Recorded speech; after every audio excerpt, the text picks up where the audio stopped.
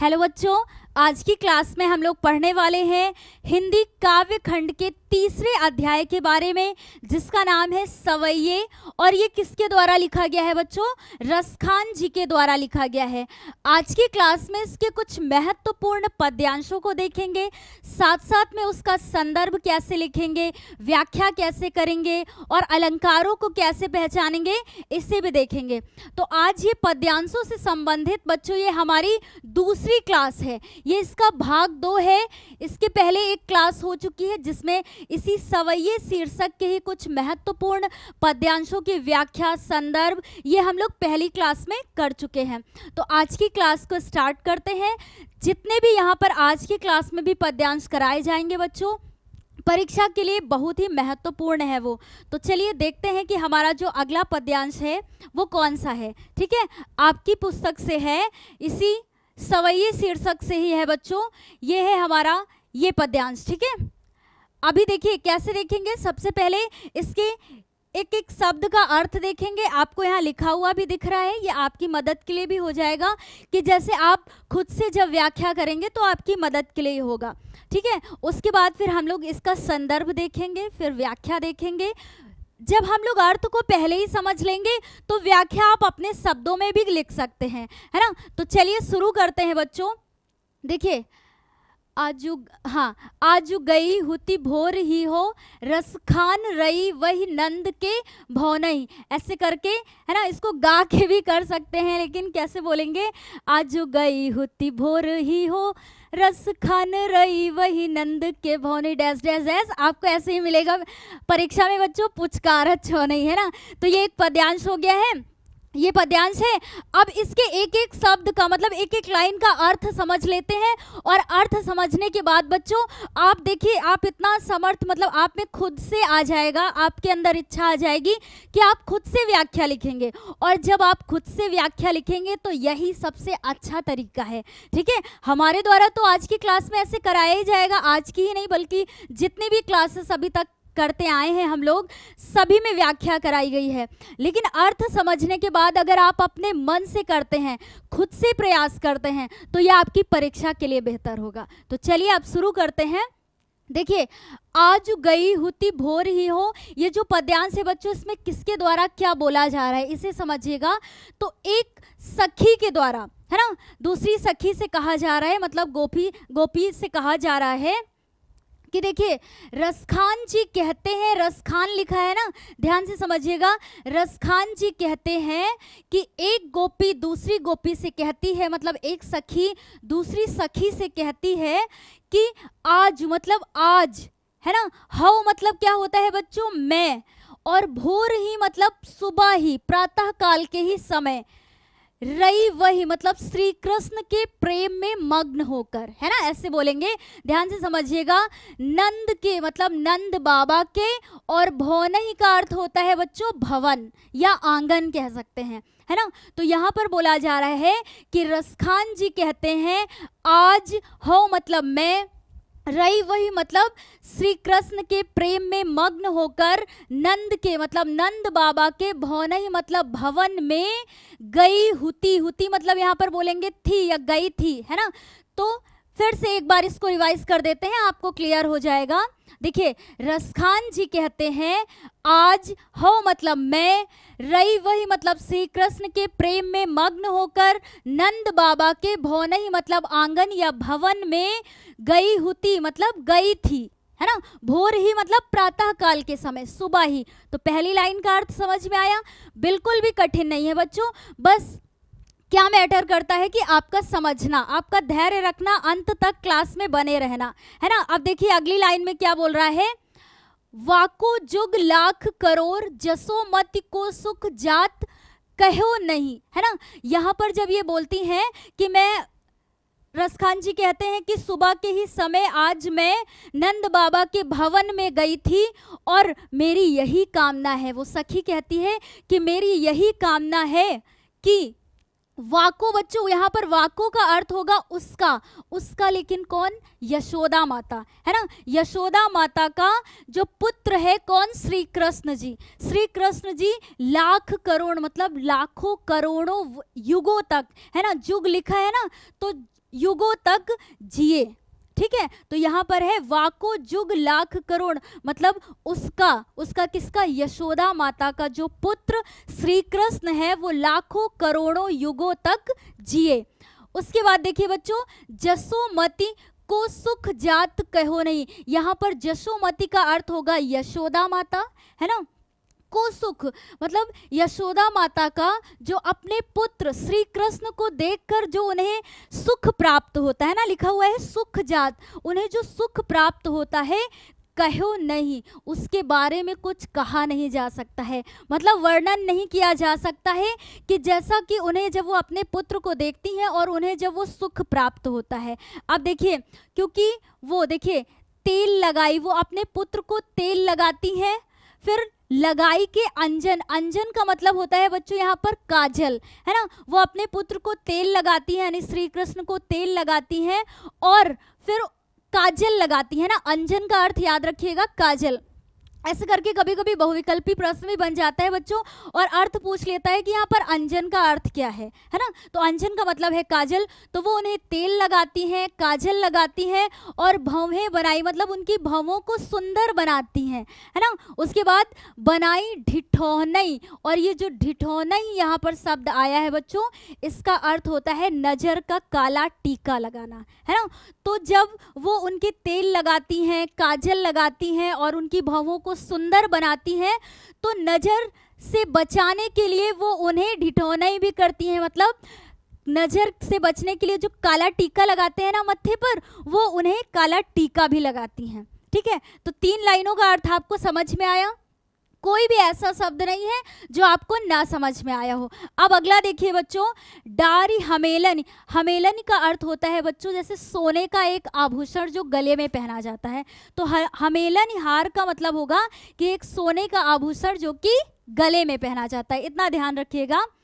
डारी मतलब डालकर, उनके गले में एक हमेलन हार डालकर, निहारत मतलब उनको देखती हैं लगातार, और फिर जो पुचकारत, पुचकारत मतलब उन्हें दुलारती हैं प्रेम से, है ना। छौनई मतलब क्या होता है बच्चों? छौनई मतलब अपने पुत्र को, है ना, पुत्र कौन? श्री कृष्ण जी को वो क्या करती हैं? जो उस पर वारत, वारत मतलब निछावर कर देती हैं, सब कुछ जितना उनका प्रेम होता है वो सभी उस पर क्या कर देती हैं? दुलार करते हुए निछावर कर देती हैं। अब बताइए इसमें क्या आपको कठिन लगा? कुछ भी लगा? नहीं लगा। बस अगर आपने इसके पहले कभी इसे नहीं पढ़ा था तो एक एक देखिए शब्द का अर्थ भी पता चला है यहाँ पर, ठीक है। और सबसे मेन चीज बच्चों देखिए, यहाँ पर ये जितने ये कठिन शब्द लिखे हुए हैं उनका अर्थ भी आपको लिखा हुआ दिख रहा है, ठीक है। तो इससे आपको मदद मिलेगी कि जैसे मान लीजिए अभी तो मेरे द्वारा पढ़ाया गया है, जब आप खुद से करेंगे तो आपको शब्दों के अर्थ देखने को भी मिल जाएंगे, है ना, और खुद से आप व्याख्या भी कर पाएंगे। तो अभी इतना क्लियर है, एक बार फिर से बोल दूं, देखिए रिवाइज कर देती हूँ, फिर एग्जाम के टाइम में इतना टाइम नहीं लगता है बच्चों, ठीक है। अभी आप पहली बार पढ़ रहे हैं इसलिए देखिए, आज वो रसखान जी कहते हैं कि आज मैं सुबह ही प्रेम में मग्न होकर श्री कृष्ण के, है ना, श्री कृष्ण के प्रेम में मग्न होकर नंद बाबा के भवन में गई, और वहाँ जाने के बाद, है ना, वहाँ जाने के बाद मेरी यह इच्छा है, मतलब मेरी यह कामना है कि वाको मतलब यशोदा जी का जो पुत्र है श्री कृष्ण वो लाखों करोड़ों युगों तक जिए। और उसके बाद क्या कहती हैं कि जशोमति मतलब यशोदा माता को अपने पुत्र को देखकर जो सुख प्राप्त होता है उसके बारे में कुछ कहा नहीं जा सकता, मतलब उसका वर्णन ही नहीं किया जा सकता। फिर अगली लाइन में है बच्चों, वो उन्हें तेल लगाती हैं, काजल लगाती हैं, उनकी भवों को सुंदर बनाती हैं और नज़र से बचाने के लिए काला टीका भी लगाती हैं।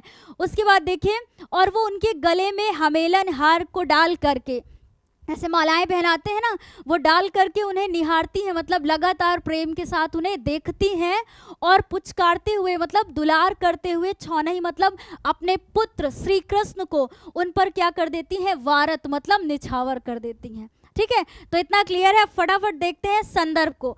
अब संदर्भ बच्चों हर क्लास में, अभी पिछली भी क्लास जब हम लोगों ने सवैये की तो यही संदर्भ हमारा सभी पद्यांश में होता है।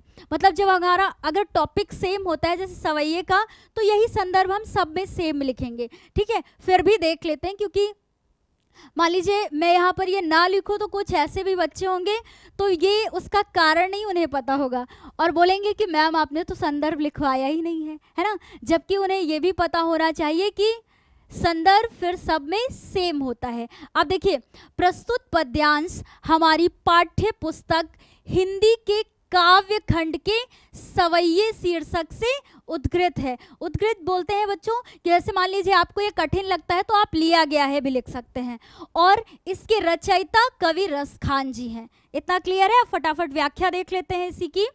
व्याख्या, अभी हम लोगों ने अर्थ तो इतने अच्छे से 2 बार उसको पूरा अच्छे से देख लिया, तो व्याख्या में आपको जरा सी भी कठिनाई नहीं होगी बच्चों। देखिए, कवि रसखान कहते हैं कि एक सखी दूसरी सखी से कहती है कि आज मैं श्री कृष्ण के प्रेम में मग्न होकर प्रातःकाल नंद जी के भवन में गई थी। देखिए वही तो है सेम, है ना। इसके पहले अभी हम लोगों ने पढ़ा है। तो बस मैटर करता है कि आप एक एक शब्द के अर्थ समझ लें, व्याख्या आप अपने आप कर लेंगे। फिर मेरी कामना यह है कि उनका पुत्र श्री कृष्ण लाखों करोड़ों युगों तक जिए, है ना। श्री कृष्ण जैसा पुत्र पाकर यशोदा जी को जो सुख मिल रहा है उसका वर्णन करना अत्यंत कठिन है। मतलब उसको बताया नहीं जा सकता है ना, उसका वर्णन नहीं किया जा सकता है। वे अपने पुत्र का श्रृंगार कर रही थी। वे अपने पुत्र के शरीर पर तेल, आंखों में काजल, भवें संवारकर, माथे पर नजर का टीका लगाकर तथा उनके गले में पहनने के आभूषण, है ना, पहनाकर उन्हें निहारती थी और उन पर बलिहारी जा रही थी तथा उन्हें पुचकारती थी, मतलब दुलार करती थी, है ना। अब देखिए बच्चों, व्याख्या तो इतनी क्लियर है। अब आप जानते हैं कि ऐसे ही पद्यांश आता है और उसमें ऐसे पूछ लेता है कि यहाँ पर कौन सा अलंकार है। तो देखिए अलंकार कौन सा है, तो देखिए यहाँ पर जियो जुग, है ना, ये शब्द अभी पद्यांश में मिले भी थे हमें। तेल लगाई और हमेलन हार में क्रमशः जा देखिए कैसे, जैसे जियो जुग, है ना। ये यहाँ पर ये जो अक्षर है ये 2 बार आया है। तेल लगाई में देखिए ल आया है ना। तेल में ऐसे बोल सकते हैं, हाँ, तेल लगाई में ये यहाँ पर ला होना चाहिए बच्चों, ये ता हो गया है गलती से, ठीक है, यहाँ ला होना चाहिए। तो ला और ह कैसे, हमेलन हार, तो यहाँ पर ध्यान दीजिएगा, यहाँ पर ता नहीं होगा, ला होगा, ठीक है। तो ज, ल और ह वर्ण की पुनरावृत्ति होने से यहाँ पर कौन सा अलंकार है, अनुप्रास अलंकार है। क्यों? क्योंकि जहाँ पर अक्षरों की यानी वर्णों की आवृत्ति बार बार होती है, मतलब वो बार बार शब्द आते हैं, तो वहाँ पर अनुप्रास अलंकार होता है। तो ये पहचानना आपके लिए आसान होगा बच्चों, ठीक है। अब देख लेते हैं हम लोग अगला पद्यांश। तो अभी आज का ये जो अभी इसके पहले पद्यांश देखा वो क्लियर है, और यदि आपने अभी पिछली भी क्लास नहीं देखी है, इसका भाग नंबर 1 सवैये का, तो उसे जरूर देखिएगा। अब देखिए बच्चों, ये पद्यांश है हमारा यहाँ पर, है ना, यहाँ तक। अब इसका जैसे अभी हम लोगों ने उसका देखा था कि पहले अर्थ देखा, है ना, कठिन शब्दों के अर्थ आपके सामने लिखे हुए हैं, तो ऐसे करके देखेंगे, फिर इसकी व्याख्या देखेंगे। अब देखते हैं, अब इसको भी गा के नहीं बताएंगे आपको, उसकी पहली लाइन गा के बताई थी। हाँ देखिए, इसमें क्या बोला जाता है, इसमें भी गोपियों के द्वारा, मतलब जो सखियां होती हैं उनमें एक सखी के द्वारा दूसरी सखी से बोला जाता है, मतलब गोपी से बोला जाता है। वो क्या कहती हैं कि देखिए, जब एक सखी दूसरी सखी से कहती है, इतना अपने मन से ऐड करिएगा, है ना, वहां पर। अब आगे देखिए कि मोर पखा, मोर पखा मतलब होता है बच्चों मोर की पंख से बना हुआ मुकुट। देखिए यहाँ पर लिखा भी हुआ है, मोर पखा मतलब मोर के पंखों से बना हुआ मुकुट। अब देखिए व्याख्या में, सॉरी इसका अर्थ अभी देख रहे हैं ना, हाँ, तो मोर पखा मतलब मोर के पंखों से बना हुआ मुकुट, सिर ऊपर राखियों की, मतलब राखियों मतलब रख लूंगी ऊपर सिर के, है ना। तो एक सखी जब दूसरी सखी से कहती है कि हे सखी, आपके कहने पर मैं मोर से बना हुआ मुकुट, मोर के पंखों से बना हुआ, सॉरी ना, मोर के पंखों से बना हुआ मुकुट अपने सर पर रख लूंगी। और फिर क्या कहती है, गुंज की माल गरे पहरूंगी, मतलब गुंजों की माला को, माल मतलब क्या होगा बच्चों यहाँ पर, माला, गरे मतलब गले में, पहिरूंगी मतलब पहनूंगी। मतलब वो कहती है कि आपके कहने पर मैं मोर के पंखों से बने हुए मुकुट को अपने सिर पे धारण कर लूंगी और गुंजों से बनी हुई माला को भी अपने गले में पहन लूंगी। इतना समझ में आया पहली लाइन का अर्थ। अब दूसरी लाइन को देखिए, ओढ़ पितंबर, पितंबर मतलब क्या होता है बच्चों, पीले रंग का वस्त्र है ना, उसको बोलते हैं। और मैं पीले रंग का वस्त्र ओढ़ कर, ले मतलब लेकर, लकुटी मतलब क्या होता है, लकड़ी की छड़ी मतलब लाठी बोल सकते हैं उसे, है ना। लकुटी, वन, वन मतलब जंगल होगा यहाँ पर, ठीक है। वन में गोधन मतलब होता है बच्चों गाय, ग्वारन मतलब ग्वाल वालों के संग, फिरूंगी मतलब घूमूंगी। तो वो कहती हैं कि मैं पीले रंग का वस्त्र ओढ़कर, ले लकुटी मतलब लाठी लेकर वन में गाय और ग्वाल वालों के संग, है ना, ग्वारन के संग फिरूंगी मतलब घूमूंगी मैं आपके कहने पर। एक सखी दूसरी सखी से कहती है। 2 लाइनें समझ में आई। अब अगली लाइन देखिए, भावतो मतलब जो उन्हें अच्छा लगता है वही मतलब उनको, मेरी रसखानी, मेरी रसखानी मतलब यहाँ समझिएगा बच्चों कि मेरे श्री कृष्ण को, है ना। यहाँ मेरी रसखानी का मतलब होगा मेरे श्री कृष्ण को वह जो कुछ भी अच्छा लगता है। भावतो मतलब क्या होता है, अच्छा लगता है। सो इसलिए तेरे कहे मतलब तेरे कहने पर सब स्वांग करूंगी, मैं ये सारे स्वांग करूंगी, है ना, वो एक सखी कहती है। फिर अगली लाइन में देखिए बच्चों, या मुरली मुरलीधर की अधरान धरी अधरा न धरूंगी, ये लाइन समझिएगा ध्यान से। फिर वो कहती हैं लेकिन मुरलीधर की मतलब श्री कृष्ण की मुरली को, है ना, इस मुरली को अधरान धरी जिसे उन्होंने अपने होठों पर रखा था, उस मुरली को अधरा मतलब होठों पर ना धरूंगी, है ना। लेकिन जिस मुरली को उन्होंने श्री कृष्ण जी ने अपने होठों पर रखा था, उस मुरली को अपने अधरों पर मतलब होठों पर नहीं रखूंगी, क्योंकि उसी ने मुझे श्री कृष्ण से अलग किया है ना। वो उसे अपना दुश्मन मानती हैं और बोलती हैं क्योंकि इसी कारण मतलब इसी ने मुझे श्री कृष्ण जी से अलग किया है। तो देखिए बच्चों, पद्यांश आपको समझ में आया। एक बार फिर से रिवाइज कर देते हैं। देखिए यहाँ पर क्या है कि एक सखी दूसरी सखी से कहती है कि हे सखी, आपके कहने पर मैं मोर के पंखों से बना हुआ मुकुट अपने सिर पर धारण कर लूंगी, गुंजों की माला को अपने गले में पहन लूंगी और पीले रंग का वस्त्र ओढ़कर और लकुटी लेकर मतलब लाठी को लेकर के वन में गाय और ग्वालों के संग भी घूमूंगी, है ना, ऐसा बोलती है। फिर कहती हैं वह जो कुछ भी श्री कृष्ण जी को पसंद है मतलब उन्हें अच्छा लगता है, सो इसलिए तेरे कहने पर वह सब स्वांग करूंगी। और फिर कहती हैं कि लेकिन यह मुरली मुरलीधर की मतलब ये श्री कृष्ण जी की मुरली को अपने जो कि उन्होंने अपने अधरों पर उसे रखा था, इस मुरली को अपने अधरों मतलब होठों पर नहीं रखूंगी, क्योंकि वो ऐसा बोलती हैं, इसे अपने आप से ऐड करिएगा, ऐसा बोलती हैं कि इसी मुरली ने, जिससे मुरली से क्योंकि श्री कृष्ण जी अत्यधिक प्रेम करते थे ना, तो वो बोलती है कि इसी मुरली ने मुझे श्री कृष्ण जी से अलग कर दिया है। तो बच्चों कैसा लगा पद्यांश, आपको समझ में आया होगा ऐसा मुझे पूरा यकीन है, क्योंकि यहाँ पर 2-2 बार आपको बताया गया है। अब देखते हैं बच्चों इसका संदर्भ जो कि अभी सेम होता है, अभी इसके पहले भी बोला।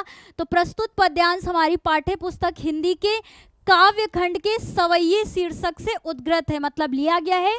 इसके रचयिता कौन है, कवि रसखान जी हैं, क्योंकि ये हिंदी काव्य खंड का 3रा अध्याय है बच्चों।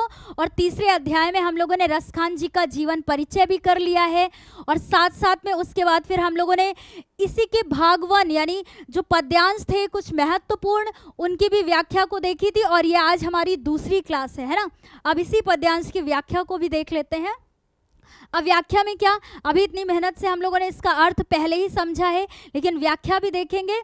और ये आप सिर्फ देखेंगे लेकिन इसे लिखेंगे नहीं, इसे लिखेंगे आप खुद से कोशिश करके। जैसे अभी मेहनत से आपने इसका अर्थ समझा है, तो उसी अर्थ को समझने के बाद बच्चों खुद से प्रयास करिएगा, ठीक है, व्याख्या लिखने का।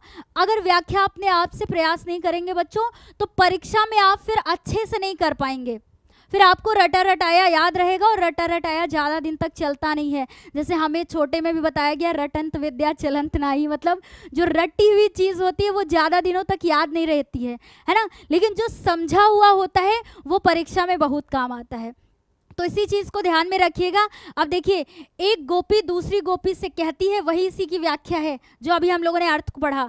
ठीक है, गोपी से कहती है कि मैं तुम्हारे कहने पर मोर के पंखों से बने मुकुट को अपने सिर पर धारण कर लूँगी, गुंजाओं की माला अपने गले में पहन लूँगी, पीला वस्त्र ओढ़कर लकड़ी, है ना, लकड़ी अपने हाथ में लेकर जंगल में गायों और ग्वालों के साथ भी घूमूंगी। सेम यही तो पढ़ा था अभी हम लोगों ने अर्थ में। हाँ, फिर देखिए, तुम जो लीलाएं करने को कहोगी वही सब करूंगी, अर्थात जो लीलाएं श्री कृष्ण को पसंद हैं वही लीलाएं मैं करने के लिए तत्पर हूँ, परंतु मैं उस बांसुरी को अपने होठों पर नहीं रखूंगी जो श्री कृष्ण के अधरों पर अत्यंत सुशोभित लगती है, क्योंकि बांसुरी गोपियों को अपनी सौतन जैसी लगती है ना।